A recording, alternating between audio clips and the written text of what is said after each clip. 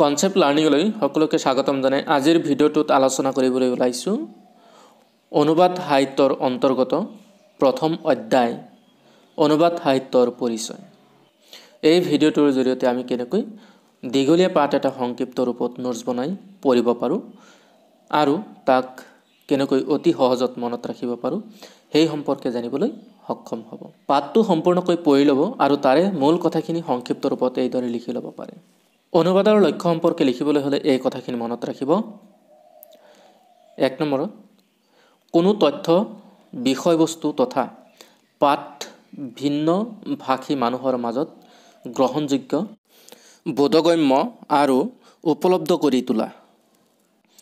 দ্বিতীয়তে উল্লেখ কৰিব দুখন পাঠক সমাজৰ মাজত দুটা ভাষা দুটা সংস্কৃতিৰ ভাৱৰ বিনিময় কৰা। তৃতীয়তে উল্লেখ কৰিব দেশী বিদেশী সাহিত্যৰ অনুবাদৰ দ্বাৰা স্বকীয় সাহিত্যৰ ভঁৰাল সমৃদ্ধিশালী কৰা। ৪ নম্বৰত উল্লেখ কৰিব জ্ঞানৰ ভাণ্ডাৰ চহকী কৰা। এইকেইটা হৈছে অনুবাদৰ মূল লক্ষ্য। অনুবাদৰ সংজ্ঞা আৰু স্বৰূপ সম্পৰ্কে লিখিবলৈ হ'লে এই কথাখিনি মনত ৰাখিব বা উল্লেখ কৰিব। ১ নম্বৰত এটা ভাষাৰ পৰা অইন এটা ভাষালৈ ভাৱ সম্প্ৰসাৰণ কৰা প্ৰক্ৰিয়াই হৈছে অনুবাদ। দ্বিতীয়তে উল্লেখ কৰিব এটা ভাষাৰ পৰা আন এটা ভাষালৈ অথবা এটা ভাষাৰ এটা ৰূপৰ পৰা সেই ভাষাটোৰ আন এটা ৰূপলৈ কোনো এটা পাঠৰ অৰ্থ অভিজ্ঞাপন কৰা কাৰ্যই হ'ল অনুবাদ। তৃতীয়তে উল্লেখ কৰিব অনুবাদ তুলনামূলক সাহিত্যৰ এক গুৰুত্বপূৰ্ণ দিশ। ৪ নম্বৰত উল্লেখ কৰিব বিভিন্ন ভাষাৰ ভাৱ অনুভূতি দৃষ্টিভংগী আদৰ্শ চিন্তা আদি আন এটা ভাষালৈ কঢ়িয়াই নিয়াৰ প্ৰক্ৰিয়া। ৫ নম্বৰত উল্লেখ কৰিব অনুবাদৰ অৰ্থ এবাৰ কোৱা কথাকে আকৌ কোৱা। ৬ নম্বৰত উল্লেখ কৰিব অনু উপসৰ্গৰ লগত ৱদ ধাতুৰ গয় প্ৰত্যয় যোগ হৈ অনুবাদৰ সৃষ্টি। ৭ নম্বৰত উল্লেখ কৰিব অনু মানে পিছত বা পিছে পিছে আৰু ৱদ মানে কোৱা অৰ্থাৎ পিছে পিছে কোৱা। ৯ নম্বৰত উল্লেখ কৰিব সমাৰ্থক শব্দ অৰ্থাৎ অনুবাদৰ সমাৰ্থক শব্দ হৈছে তৰ্জমা ৰূপান্তৰ ভাষান্তৰ বা ভাঙনি। ইংৰাজী প্ৰতিশব্দ হৈছে ট্ৰান্সলেশ্যন। ১১ নম্বৰত উল্লেখ কৰিব লেটিন ভাষা ট্ৰেন্সলেটাম শব্দৰ পৰা ট্ৰেন্সলেটৰ সৃষ্টি আৰু ট্ৰেন্সলেশ্যন বিশেষ স্বৰূপ। ১২ নম্বৰত উল্লেখ কৰিব অনুবাদ দুই প্ৰকাৰ। ক নম্বৰ অন্তঃভাষাগত অনুবাদ অৰ্থাৎ ইণ্ট্ৰালেংগুৱেল ট্ৰেন্সলেশ্যন একেটা ভাষাৰ মাজত হোৱা অনুবাদক বুজায়। খ নম্বৰত উল্লেখ কৰিব আন্তঃভাষাগত অনুবাদ অৰ্থাৎ ইণ্টাৰলেংগুৱেল ট্ৰেন্সলেশ্যন দুটা পৃথক ভাষাৰ মাজত হোৱা অনুবাদক বুজায়। ১৩ নম্বৰত উল্লেখ কৰিব অনুবাদ মূল পাঠৰ ভাষা বুজাবলৈ সূত্ৰ ভাষা বা উচ্চ ভাষা অৰ্থাৎ চ'ৰ্চ লেংগুৱেজ আৰু যি ভাষালৈ অনুবাদ কৰা হয় তাক লক্ষ্য ভাষা বা টাৰ্গেট লেংগুৱেজ বুলি কোৱা হয়। অনুবাদ সাহিত্যৰ উদ্ভৱ আৰু ক্ৰমবিকাশ সম্পৰ্কে লিখিবলৈ হ'লে এই কথাখিনি উল্লেখ কৰিব বা মনত ৰাখিব। ১ নম্বৰত মানৱ মনৰ জিজ্ঞাসাই অনুবাদৰ জন্ম দিছে। দ্বিতীয়তে উল্লেখ কৰিব বিভিন্ন ভাষাৰ সাহিত্যৰ পৰিচয়ত বাধা আঁতৰোৱাবলৈ অনুবাদৰ উদ্ভৱ। ৩ নম্বৰত উল্লেখ কৰিব খ্ৰীষ্টপূৰ্ব ২১০০ বছৰ আগতে বেবিলনৰ শাসক হোম্মুৰবিয়ে শাসন সম্পৰ্কীয় আদেশবোৰ বিভিন্ন ভাষালৈ অনুবাদ কৰে। ৪ নম্বৰত উল্লেখ কৰিব প্ৰাচীন যুগত পাশ্চাত্য বাইবেলৰ অনুবাদৰ যোগেদি অনুবাদৰ ইতিহাস আৰম্ভ। খ নম্বৰত উল্লেখ কৰিব খ্ৰীষ্টপূৰ্ব ৩য় শতিকাত হিব্ৰু ভাষাৰ বাইবেলখন গ্ৰীক ভাষালৈ অনুবাদ কৰা হয়। গ নম্বৰত উল্লেখ কৰিব খ্ৰীষ্টপূৰ্ব ৩য় শতিকাত বৌদ্ধ ভিক্ষুক কুনাৰ জীৱাই বৌদ্ধ সাহিত্য চীন ভাষালৈ অনুবাদ। ঘ নম্বৰ প্ৰাচীন কালত ৰোম অনুবাদৰ কেন্দ্ৰস্থল আছে। ৫ নম্বৰত উল্লেখ কৰিব মধ্যযুগত ভাৰতীয় গ্ৰন্থ জ্যোতিষ জ্যামিতি ৰসায়নবিদ্যা চিকিৎসাবিদ্যা নীতিকথা আদি আৰবীলৈ অনুবাদ কৰা হৈছিল। খ নম্বৰত উল্লেখ কৰিব প্লেটো এৰিষ্টটলৰ ৰচনাৱলী অনুদিত। গ নম্বৰত উল্লেখ কৰিব আৰবী গ্ৰীক হিব্ৰু ভাষাৰ পৰা লেটিন ভাষালৈ অনুবাদ ঘ নম্বৰ লেটিনৰ পৰা ইংৰাজীলৈ ঙ নম্বৰ জন উইক্লিফে বাইবেলখন লেটিনৰ পৰা ইংৰাজীলৈ অনুবাদ কৰে এইখিনি আছিল মধ্যযুগত পঞ্চদশ শতিকাত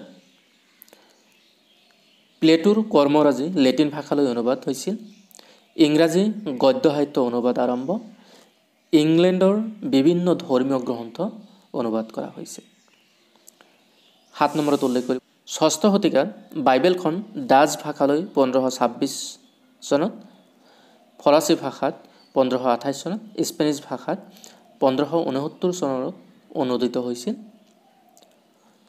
8 নম্বৰত উল্লেখ কৰিব অষ্টাদশ শতিকাত ফৰাচী আৰু গ্ৰীক ভাষাৰ পৰা পলিছ ভাষালৈ অনুবাদ আলেকজেণ্ডাৰ পোপে ইলিয়ড আৰু অডিচি মহাকাব্য দুখন ইংৰাজীলৈ অনুবাদ কৰিছিল 9 নম্বৰত উল্লেখ কৰিব ঊনবিংশ শতিকাত এডৱাৰ্ড কেটজেৰাল্ডে পাৰ্চী ভাষাৰ ৰুবায়তখন অনুবাদ কৰে ইংৰাজ কবি মেথিউ আৰ্নল্ডৰ হোমাৰ অনুবাদ কৰে 10 নম্বৰত উল্লেখ কৰিব বিংশ শতিকাত জৰ্জ লুইচ বাৰ্গছ ইংৰাজী ফৰাচী জাৰ্মান আদি ভাষাৰ পৰা স্পেনিছ ভাষালৈ অনুবাদ কৰে খ নম্বৰত উল্লেখ কৰিব বেলজিয়াম ভাষাৰ বহু কবিতা ইংৰাজীলৈ অনুবাদ কৰা হৈছিল বিংশ শতিকাত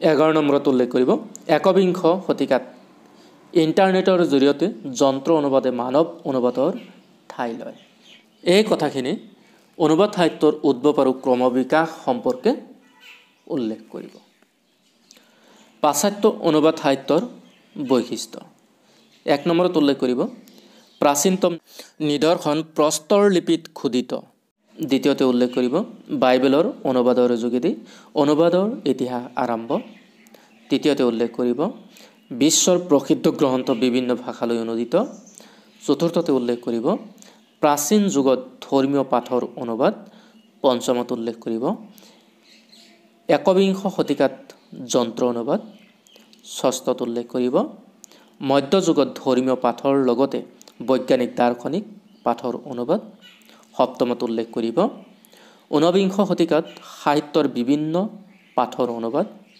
অষ্টমত উল্লেখ কৰিব বিংশ শতিকাৰ সাহিত্যৰ বিভিন্ন পাঠৰ অনুবাদ ভাৰতীয় অনুবাদ সাহিত্যৰ বৈশিষ্ট্যত এই কথাখিনি উল্লেখ কৰিব 1 নম্বৰত প্ৰাচীন যুগত সীমিত অনুবাদ দ্বিতীয়তে উল্লেখ কৰিব বিভিন্ন সংস্কৃত গ্ৰন্থ অনুবাদৰ জৰিয়তে আধুনিক ভাৰতীয় সাহিত্যৰ ভেটি নিৰ্মাণ 3 নম্বৰত উল্লেখ কৰিব ভক্তি যুগত বৈষ্ণৱ ধৰ্ম প্ৰচাৰ আৰু প্ৰসাৰ 4 নম্বৰত উল্লেখ কৰিব ভক্তি যুগত ধৰ্মীয় আৰু পৌৰাণিক পাঠৰ অনুবাদ 5 নম্বৰত উল্লেখ কৰিব ভক্তি যুগৰ শেষৰ পিনে কালিদাসৰ নাটসমূহৰ অনুবাদ 6 নম্বৰত উল্লেখ কৰিব আধুনিক যুগত সংস্কৃতৰ সলনি ইংৰাজী ভাষাৰ অনুবাদ 7 নম্বৰত উল্লেখ কৰিব স্বৰাজোত্তৰ যুগত ইংৰাজী কবিতা শেক্সপিয়াৰৰ নাটক অনুদিত 8 নম্বৰত উল্লেখ কৰিব একবিংশ শতিকাত যন্ত্ৰ অনুবাদ এইকেইটা আছিল ভাৰতীয় সাহিত্য অনুবাদৰ বৈশিষ্ট্য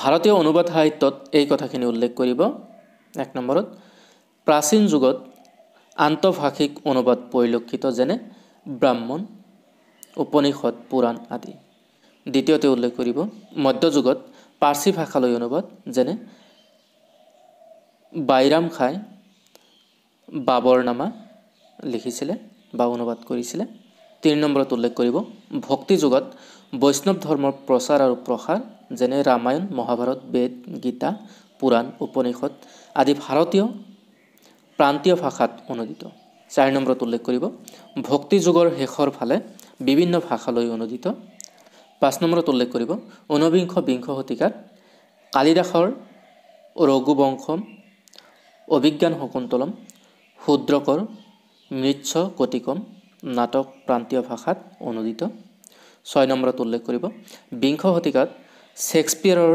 নাটকবোৰ ভাৰতীয় প্ৰান্তীয় ভাষাত অনুদিত 7 নম্বৰত উল্লেখ কৰিব স্বৰাজোত্তৰ যুগৰ ইংৰাজী কবিতা শেক্সপিয়াৰৰ নাটক অনুদিত 8 নম্বৰত উল্লেখ কৰিব একবিংশ শতিকাত যন্ত্ৰ অনুবাদ প্ৰাক শংকৰী যুগৰ অসমীয়া অনুদিত সাহিত্যৰ বৈশিষ্ট্য সম্পৰ্কে লিখিবলৈ হ'লে এই কথাখিনি উল্লেখ কৰিব।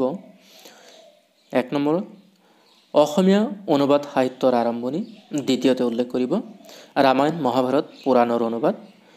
3 নম্বৰত উল্লেখ কৰিব মুখ্য উদ্দেশ্য ৰজা আৰু প্ৰজাৰ চিত্ত বিনোদন, লগতে অনাক্ষৰী লোকক শিক্ষা প্ৰদান। 4 নম্বৰত উল্লেখ কৰিব ভাৱানুবাদ বা সাৰ অনুবাদ, আক্ষৰিক অনুবাদ, অভিযোজনমূলক অনুবাদ আছিল। প্ৰাক শংকৰী যুগৰ অসমীয়া অনুবাদ সাহিত্যত এই কথাখিনি উল্লেখ কৰিব। 1 নম্বৰত মুখ্য উদ্দেশ্য আছিল ৰজা আৰু প্ৰজাৰ চিত্ত বিনোদন আৰু লোক শিক্ষা প্ৰদান। 2 নম্বৰত ৰজাৰ পৃষ্ঠপোষকতাত ৰামায়ণ মহাভাৰত পুৰাণ অনুবাদ। 3 নম্বৰত উল্লেখ কৰিব দুৰ্লভ নাৰায়ণৰ পৃষ্ঠপোষকতাত হেম সৰস্বতীয়ে অনুদিত কাব্য প্ৰহ্লাদ চৰিত, হৰগৌৰী সম্বাদ, হৰিবৰ বিপ্ৰৰ অনুদিত কাব্য, বব্ৰুবাহনৰ যুদ্ধ, লৱকুশৰ যুদ্ধ, তাম্ৰধ্বজ যুদ্ধ। 4 নম্বৰত উল্লেখ কৰিব ইন্দ্ৰনাৰায়ণৰ পৃষ্ঠপোষকতাত কবিৰত্ন সৰস্বতীয়ে মহাভাৰতৰ দ্ৰোণ পৰ্ব অনুবাদ কৰিছিল। 5 নম্বৰত উল্লেখ কৰিব বৰাহীৰ ৰজা মহামাণিক্যৰ পৃষ্ঠপোষকতাত মাধৱ কন্দলীয়ে ৰামায়ণ অনুবাদ কৰিছিল। শংকৰী যুগৰ অসমীয়া অনুবাদ সাহিত্যত এই কথাখিনি উল্লেখ কৰিব। 1 নম্বৰত শংকৰদেৱৰ ৰামায়ণৰ উত্তৰাখণ্ড অনুবাদ। 2 নম্বৰত মাধৱদেৱৰ বাল্মীকি ৰামায়ণৰ আদিকাণ্ড, নামমালিকা, জন্ম ৰহস্য আদি অনুবাদ। 3 নম্বৰত উল্লেখ কৰিব অনন্ত কন্দলীয়ে ভাগৱতৰ দশম স্কন্ধ 50 পৰা 90 অধ্যায়লৈ ৰামায়ণ আদি অনুবাদ কৰিছিলে। 4 নম্বৰত উল্লেখ কৰিব ৰাম সৰস্বতীয়ে মহাভাৰতৰ শ্লোক বা বিভিন্ন পৰ্ব অনুবাদ কৰিছিল, যেনেকৈ আদি পৰ্ব, বন পৰ্ব, সভা পৰ্ব, বিৰাট পৰ্ব, উদ্যোগ পৰ্ব, ভীষ্ম, দ্ৰোণ, কৰ্ণ আদি পৰ্ব অনুবাদ কৰিছিল। গীত গোবিন্দ অনুবাদ কৰিছিল। 5 নম্বৰত উল্লেখ কৰিব পীতাম্বৰ দ্বিজ যে ভাগৱতৰ দশম স্কন্ধ মাৰ্কণ্ডেয় চণ্ডীৰ অনুবাদ কৰিছিল। 6 নম্বৰত উল্লেখ কৰিব দুৰ্গাবৰ কায়স্থই গীতি ৰামায়ণ অনুবাদ কৰিছিল। শংকৰী যুগৰ অনুদিত সাহিত্যৰ বৈশিষ্ট্য সম্পৰ্কে লিখিবলৈ হ'লে এই কথাখিনি উল্লেখ কৰিব। 1 নম্বৰত নৱবৈষ্ণৱ ধৰ্মৰ প্ৰচাৰ আৰু প্ৰসাৰ। 2 নম্বৰ সূত্ৰপাঠ ৰামায়ণ মহাভাৰত পুৰাণ। 3 নম্বৰত উল্লেখ কৰিব জনপ্ৰিয়তা লাভ কৰিছিল। 4 নম্বৰ ব্যক্তিগত আৰু দলবদ্ধভাৱে অনুবাদ কৰা হৈছিল। শংকৰোত্তৰ যুগৰ অসমীয়া অনুবাদ সাহিত্যৰ বৈশিষ্ট্য। 1 নম্বৰত উল্লেখ কৰিব ৰজাৰ পৃষ্ঠপোষক আৰু সাহিত্য চৰ্চাৰ কেন্দ্ৰবিন্দু অসম। 2 নম্বৰত উল্লেখ কৰিব বৈষ্ণৱ ধৰ্মৰ লগতে শাক্ত শৈৱ সাহিত্যৰ অনুবাদ। 3 নম্বৰত উল্লেখ কৰিব শৃংগাৰ ৰস প্ৰদান সাহিত্যই গুৰুত্ব লাভ। 4 নম্বৰত উল্লেখ কৰিব ব্যৱহাৰিক সাহিত্যৰ অনুবাদ। 5 নম্বৰত উল্লেখ কৰিব সংস্কৃত, চুফি, হিন্দী কাব্যৰ অনুবাদ। অৰুণোদয় যুগৰ অনুবাদ সাহিত্য সম্পৰ্কে লিখিবলৈ হ'লে এই কথাখিনি উল্লেখ কৰিব। 1 নম্বৰত আত্মাৰাম শৰ্মাই বাইবেলৰ টেষ্টামেণ্টখন ধৰ্মপুস্তক নামে অনুবাদ কৰিছিল 1813 চনত। দ্বিতীয়তে উল্লেখ কৰিব ব্ৰনছনে বাইবেলৰ 60টা স্তুতি গীত অনুবাদ কৰিছিল। 3 নম্বৰত উল্লেখ কৰিব ব্ৰনছনে জন বুনিয়ানৰ পিলগ্ৰিমছ প্ৰগ্ৰেছ জাতিকৰ যাত্ৰা নামে অনুবাদ কৰিছিলে। 4 নম্বৰত উল্লেখ কৰিব একে গাৰ্ণীয়ে এলকচি বেশ্যাৰ বিষয়ে অনুবাদ কৰিছিলে। 5 নম্বৰত উল্লেখ কৰিব লম্বোদৰ বৰাই কালিদাসৰ শকুন্তলা নাটকখন অনুবাদ কৰে। অৰুণোদয় যুগৰ অনুবাদ সাহিত্যৰ বৈশিষ্ট্য সম্পৰ্কে লিখিবলৈ হ'লে এই কথাখিনি উল্লেখ কৰিব। 1 নম্বৰত খ্ৰীষ্টীয় ধৰ্মীয় গ্ৰন্থ অনুবাদ। 2 পাশ্চাত্য সাহিত্যৰ সৈতে পৰিচয়। 3 বিভিন্ন গ্ৰন্থ অনুবাদ। 4 বাংলা বিদেশী ভাষা গ্ৰন্থৰ অনুবাদ। জোনাকী যুগ বা ৰোমান্টিক যুগৰ অসমীয়া সাহিত্য সম্পৰ্কে লিখিবলৈ হ'লে এই কথাখিনি উল্লেখ কৰিব। 1 নম্বৰত কবিতা লক্ষ্মীনাথ বেজবৰুৱাই শেলীৰ লাভ ফিলচফি প্ৰেমৰ দৰ্শন নামে অনুবাদ কৰিছিলে। উপন্যাস ৰোহিণীকান্ত বৰুৱাই জন বুয়েৰৰ গ্ৰেট হাংগাৰ পৰম ক্ষুধা হিচাপে অনুবাদ কৰিছিলে। নাটক পদ্মধৰ চলিহাই শেক্সপিয়াৰৰ ৰোমিও এণ্ড জুলিয়েট অমৰ লীলা নামে অনুবাদ কৰিছিলে। ৰোমান্টিক যুগৰ অসমীয়া অনুবাদ সাহিত্যৰ বৈশিষ্ট্য সম্পৰ্কে লিখিবলৈ হ'লে এই কথাখিনি উল্লেখ কৰিব। 1 নম্বৰত অভা উহাৰ উদ্যোগত অনুবাদ। 2 আধুনিক সাহিত্যৰ সৌধ সৃষ্টিত। 3 সূত্ৰপাত সংস্কৃতৰ সলনি বাংলা আৰু ইংৰাজী ভাষাই প্ৰাধান্য। 4 মৌলিক লেখকসকলে অনুবাদকৰ ভূমিকা পালন। ষড়যোত্তৰ যুগৰ অসমীয়া অনুবাদ সাহিত্য। ইয়াতে উল্লেখ কৰিব কবিতা নীলমণি ফুকনে জাপানী, চীনা, স্পেনিছ আদি কবিতা অনুবাদ কৰিছিলে। নাটক দীননাথ শৰ্মাই নোট হেমছুনৰ the growth of the soil মাটি আৰু মানুহ নামে অনুবাদ কৰিছিলে। সত্যপ্ৰসাদ বৰুৱাই ইবছেনৰ ৱাইল্ড ডাক বনসংখী নামে অনুবাদ কৰিছিলে। উপন্যাস যতীন গোস্বামীয়ে হেমিংৱেৰ the old man and the sea বুঢ়া আৰু সাগৰ নামে অনুবাদ কৰিছিলে। দয়ানন্দ বৰুৱাই মেক্সিম গৰ্কীৰ দ্য মাদাৰ মাতৃ নামে অনুবাদ কৰিছিলে। ষড়যোত্তৰ যুগৰ অনুদিত সাহিত্যৰ বৈশিষ্ট্য সম্পৰ্কে লিখিবলৈ হ'লে এই কথাখিনি উল্লেখ কৰিব। 1 নম্বৰত সংখ্যা তাকৰ অৰ্থাৎ অনুদিত সাহিত্যৰ সংখ্যা তাকৰ আছিল। দ্বিতীয়তে গৌণ কাৰ্য হিচাপে গণ্য। 3 নম্বৰত উল্লেখ কৰিব জনসাধাৰণক প্ৰভাৱিত কৰিব পৰা নাই। 4 নম্বৰত ইংৰাজীৰ বাহিৰেও বিদেশী ভাষাৰ সাহিত্য সূত্ৰপাত। সাম্প্ৰতিক যুগৰ অসমীয়া অনুবাদ সাহিত্য অৰ্থাৎ 1970 চনৰ পৰা বৰ্তমানলৈ। ইয়াতে উল্লেখ কৰিব 1 নম্বৰত পাশ্চাত্য সাহিত্যৰ বিভিন্ন ধাৰা যেনে আধুনিকতাবাদ, উত্তৰ আধুনিকতাবাদ, নাৰীবাদ আদিৰ প্ৰভাৱ অসমীয়া সাহিত্যত প্ৰতিফলিত হৈছিল। 2 নম্বৰত উল্লেখ কৰিব পৃথিৱীৰ বিভিন্ন দেশৰ লেখকসকলৰ কৰ্মৰাজি অসমীয়া সাহিত্যলৈ অনুবাদ। 3 নম্বৰত উল্লেখ কৰিব অনুদিত উপন্যাস হৈছে ৰোহিণীকান্ত বৰুৱাই জন বুয়েৰৰ দ্য গ্ৰেট হাংগাৰ পৰম ক্ষুধা নামেৰে অনুবাদ কৰিছিল। চুটিগল্প সুৰেন্দ্ৰ মোহন দাসে টলষ্টয়ৰ সাধু অনুদিত কৰিছিলে। অনিল কুমাৰ শৰ্মাই চেখবৰ গল্প অনুদিত কৰিছিলে। 5 নম্বৰত উল্লেখ কৰিব বিজ্ঞান বিষয় পাঠ অনুদিত হ'বলৈ ধৰিছিলে অৰ্থাৎ সাম্প্ৰতিক কালত বা সাম্প্ৰতিক যুগত বিজ্ঞান বিষয়ৰ পাঠ অনুদিত হ'বলৈ আৰম্ভ হৈছিল। আধুনিক যুগৰ অসমীয়া সাহিত্যৰ বৈশিষ্ট্য সম্পৰ্কে লিখিবলৈ হ'লে এই কথাখিনি উল্লেখ কৰিব। 1 নম্বৰত বিভিন্ন পাঠলৈ সম্প্ৰসাৰিত। 2 অনুদিত সাহিত্যৰ সংখ্যা যথেষ্ট তাকৰ। 3 পাঠকৰ মনত প্ৰভাৱ বিস্তাৰ কৰিব পৰা নাই। 4 গ্ৰন্থ অধ্যয়নৰ প্ৰতি নতুন চামৰ অনীহা। এইদৰে সংক্ষিপ্ত ৰূপত নোটছ বনাই পঢ়িলে নিশ্চয় পৰীক্ষাৰ আগত গোটেই কিতাপটো দিনত 2-3 বাৰকৈ ৰিভাইজ দিবলৈ সক্ষম হ'ব আৰু পৰীক্ষাত ভাল ফলাফল দেখুৱাবলৈ সক্ষম হ'ব। এই সংক্ষিপ্ত নোট যদি আপোনাৰ পচন্দ হয় বা ভাল লাগে তেতিয়াহ'লে এই নোটছৰ PDF বা গোটেই পাঠটোৰ PDF ডাউনলোড কৰি ল'ব পাৰিব। ডেছক্ৰিপশ্যনত 2টা লিংক দিয়া আছে। এটা লিংকৰ জৰিয়তে এই অধ্যায়টো ডাউনলোড কৰি ল'ব পাৰিব আৰু আন এটা লিংকৰ জৰিয়তে সম্পূৰ্ণ অনুবাদ সাহিত্যৰ ওপৰত বনোৱা নোটছৰ PDF ডাউনলোড কৰি ল'ব পাৰিব। যদি আপোনাৰ উপকাৰত আহে তেতিয়াহ'লে আপোনাৰ সহপাঠীৰ লগত শ্বেয়াৰ কৰিব, লাইক কৰিব, চেনেলটো ছাবস্ক্ৰাইব কৰিব, গঠনমূলক দিহা আৰু পৰামৰ্শৰে কমেণ্ট কৰি জনাব। পিছৰ খণ্ডসমূহ চাবলৈ নাপাহৰিব। আজিলৈ সামৰিছোঁ। ধন্যবাদ।